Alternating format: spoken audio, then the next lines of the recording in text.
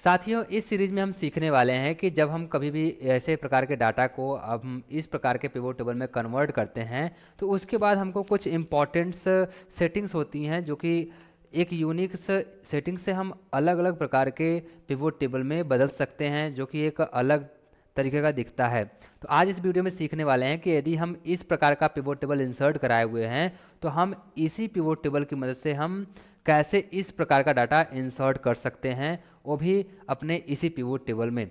और इस प्रकार से देख सकते हैं कि यहाँ पे क्वार्टर वन लिखा हुआ है, लेकिन पूरा ये हमारा जो रो लिखा हुआ है सभी रो के सामने क्वार्टर वन नहीं लिखा हुआ है, लेकिन इसमें देख सकते हैं कि सभी quarter one quarter one quarter one लिखा हुआ है, सभी के सामने quarter one quarter two quarter three सभी लिखा हुआ है। तो इस प्रकार से कैसे करेंगे ये भी सीखने वाले हैं। उसके बाद यदि हम यहाँ पे आते हैं तो हमको यहाँ पे मिलता है कि ये जो सीट है कुछ इस प्रकार से, तो यहाँ पे हर एक क्वार्टर के बाद हमको एक ब्लैंक रो मिल रहा है कुछ इस प्रकार से। देखिए इसमें भी मिल रहा है, इसमें भी मिल रहा है, इसमें मिल रहा है, यानी कि वो हर एक डाटा को सेपरेट किया हुआ है। तो ये कैसे करेंगे वो भी सीखने वाले हैं। फिर इसके बाद यदि हमको इस प्रकार का डाटा बना के मिला या फिर हम बनाए हुए हैं, उसके बाद यहाँ पे देख सकते हैं कि यहाँ पे जो क्वार्टर वन में जो सेल किया गया है प्रोडक्ट वो है माउस वायरलेस, ये सेल किया गया है। लेकिन और जो जो सेल नहीं किया गया है, कौन नहीं किया है, अब्दुल हेववर्ड, ये नहीं किए हैं ये सब प्रोडक्ट, लेकिन तब पर भी ये सब दिखा रहा है। तो ये सब कैसे हो रहा है ये आज वीडियो में सीखने वाले हैं। तो वीडियो बहुत ही इंपॉर्टेंट होने वाला है पिवोट टेबल का। आपको बता दें कि जितना भी पिवोट टेबल का वीडियो हम अपलोड कर रहे हैं अभी तक आपको यूट्यूब पे ऐसा वीडियो नहीं मिलेगा। और जितने भी वीडियो हम एक सीरीज वाइज यहाँ पे बना के प्लेलिस्ट में ऐड कर रहे हैं, आप जाके उसको सीक्वेंस से देखिए जिससे कि आप एक एक्सेल एक्सपर्ट बन सकें और आपको अच्छी नॉलेज और सही नॉलेज मिल सके। आपको पिवोट टेबल का पूरा सही जानकारी होना चाहिए जिससे कि आप एक अच्छे से डाटा को एनालाइज करके किसी भी क्लाइंट को दे सकते हैं। चलिए सीखते हैं कैसे ये सब हम यूज कर सकते हैं अपने पिवोट टेबल को बनाने के बाद। तो यहाँ से हमने जो डाटा बनाया हुआ है यहाँ से पहले इसको ख़त्म कर देंगे। यहाँ से सेलेक्ट कर लिए, देखें हम इस प्रकार से सेलेक्ट कर लेते हैं। सेलेक्ट करने के बाद यहाँ पे डिलीट करते हैं, जिससे कि डिलीट करेंगे ख़त्म हो जाएगा। अब आते हैं अपने इस डाटा पे, यहाँ पे हम देखिए इस डाटा को सेलेक्ट कर लेंगे। सेलेक्ट करने के बाद हम यहाँ पे इंसर्ट टैब में आएंगे और पिवोट टेबल पे क्लिक कर देंगे। फिर यहाँ पे एडिटिंग वर्कशीट है, यहाँ पे क्लिक करेंगे। उसके बाद हम यहाँ पे लोकेशन दे देंगे यहाँ पे, फिर हम करते हैं ओके, फिर यहाँ पे करते हैं ओके। तो यहाँ पे हमको पिवोट टेबल का एक फील्ड मिल जाएगा।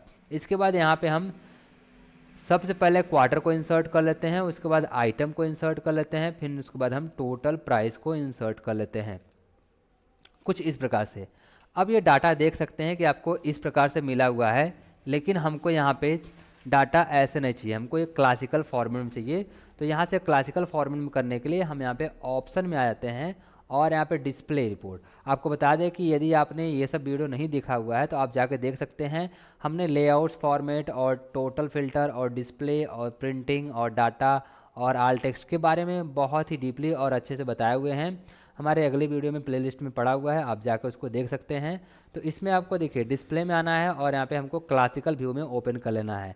यहाँ पे क्लिक करें, कर देना है ओके। जैसे क्लिक करेंगे कुछ इस प्रकार का इंटरफेस दिखेगा। अब इसमें आप देख सकते हैं कि सब प्रोडक्ट सेल किया गया है, लेकिन यहाँ पे क्वार्टर वन लिखा हुआ है, लेकिन ये दो सेल हुआ है इसमें क्वार्टर वन नहीं लिखा हुआ है। यहाँ भी quarter one two quarter three नहीं लिखा हुआ है। तो हम चाहते हैं कि हर एक रो के सामने उसका क्वार्टर लिखा हुआ रहे। तो इसके लिए हम इस पर क्लिक करेंगे, फिर आ जाएंगे हम यहाँ पे फील्ड सेटिंग के अंदर और यहाँ पे लेआउट एंड प्रिंट पे क्लिक करेंगे और यहाँ पे हमको एक ऑप्शन मिलेगा रिपीट आइटम लेवल्स, यहाँ पे क्लिक करेंगे और कर देंगे ओके, जिससे कि आपको हर एक क्वार्टर के सामने ऐसा दिखेगा क्वार्टर वन और क्वार्टर टू ऐसे करके सभी के सामने दिख जाएगा कुछ इस प्रकार से। यानी कि हमारा एक्सेल का सीट और एक्सेल के डाटा में हम पिवोट टेबल बना के हम उसी पिवोट टेबल में अलग अलग तरीके से हम डाटा को शो करा रहे हैं। सो अगर मान लीजिए इसको हटाना हुआ तो फिर उसी को रिपीट करेंगे। देखिए यहाँ पे क्लिक करेंगे, फिर यहाँ पे इसको क्लिक करके हटा देंगे जिससे कि ये हट जाएगा। इसके बाद हम चाहते हैं कि जो हमारा क्वार्टर वन टोटल लिखा हुआ है ये हमारा सेपरेट रहे, क्वार्टर टू सेपरेट रहे, क्वार्टर थ्री सेपरेट रहे, क्वार्टर फोर सेपरेट रहे। इसके बीच में एक ब्लैंक रो इंसर्ट कर दिया, क्वार्टर वन के अंदर भी, क्वार्टर टू के अंदर भी, क्वार्टर थ्री, ऐसे हर एक क्वार्टर के अंदर जो सामने है वहाँ पे उसके ऊपर एक ब्लैंक रो इंसर्ट हो जाए जिससे कि वो सेपरेट दिखे। तो इसके लिए देखो हमको यहाँ पे क्लिक कर लेना है, फिर यहाँ पे फील्ड सेटिंग पे आ जाना है, इसके बाद लेआउट एंड प्रिंट पे क्लिक कर देना है और यहाँ पे लिखा हुआ है insert blank line after each item label.